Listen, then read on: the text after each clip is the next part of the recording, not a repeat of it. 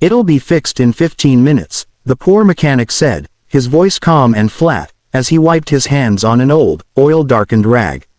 The millionaire laughed. Victor Langford's laugh filled the cramped garage, sharp and arrogant, completely out of place among the peeling paint, scattered tools, and the smell of metal and fuel.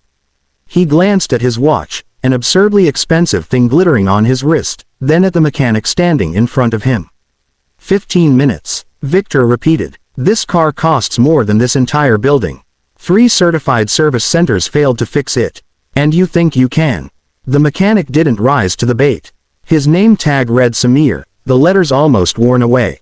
He simply nodded once and lifted the hood of the black Aurelius X9, a custom-made machine built for the ultra-rich, sleek as a predator and just as temperamental. Yes, Samir said. 15 minutes. Victor smirked and stepped back, folding his arms. He'd been furious when the car died in traffic that morning. Furious at the inconvenience, at the staring crowd, at the reminder that even his money couldn't prevent embarrassment.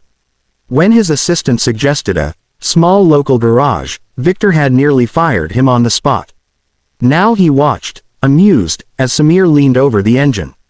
The mechanic didn't rush. He didn't even touch anything at first. He listened. Victor frowned. "What are you doing?" "Hearing the problem," Samir replied. "That's not how diagnostics work," Victor scoffed. Samir tilted his head slightly. "Sometimes it is." He placed his palm gently on the engine casing, closed his eyes for a brief moment, then opened them again. "It stalled without warning," he said. "No error lights, no alerts." Victor's smirk faded a little. "That's right. And before it died," Samir continued, "there was a hesitation. Half a second. At low speed." Victor straightened. "Yes, but how did you?" "You parked uphill last night," Samir added casually. "Nose up." Victor stiffened. "I did. Are you guessing?" Samir finally reached inside, removing a sleek panel Victor had never seen anyone touch before. Beneath it lay an immaculate arrangement of wires, too neat, too controlled. "No," Samir said, "I'm remembering." Victor laughed again, but this time it sounded forced. "You expect me to believe you know this car better than the engineers who built it?" "Engineers are human," Samir replied. "They make compromises." He pointed to a thin, almost invisible grounding wire. "This one shouldn't be here. It saves space, but under certain conditions, it causes a momentary power loss. Rare, hard to catch, dangerous." Victor leaned closer despite himself. "That's impossible. This model was tested for years."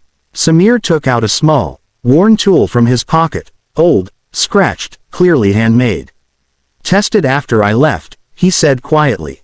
He adjusted the wire, cleaned a contact point, and reinforced it with a subtle modification so simple it almost looked insulting. Victor checked his watch again. 10 minutes, Victor said smugly. 5 left. Samir closed the hood. "Start it." Victor hesitated for a fraction of a second, then pressed the key fob. The dashboard lit up. The engine came alive instantly, smooth, powerful, quieter than Victor remembered. He tapped the accelerator. The response was flawless. Victor's smile vanished. That's not possible," he muttered. Samir glanced at the clock on the wall. 12 minutes. Victor turned off the engine slowly and stared at the mechanic. "What did you do?" "I fixed a flaw," Samir said. "One that exists in all 500 cars of this series." Victor felt a chill crawl up his spine. "All 500. Samir met his eyes, calm and unblinking. "I worked on the prototype." The garage felt suddenly smaller, the air heavier. "That's a lie," Victor said, but his voice lacked conviction. "Believe what you want," Samir replied. "But when this flaw shows itself again, it won't be at a stoplight. It'll be at speed." Thunder rumbled outside. For the first time in years, Victor Langford didn't laugh.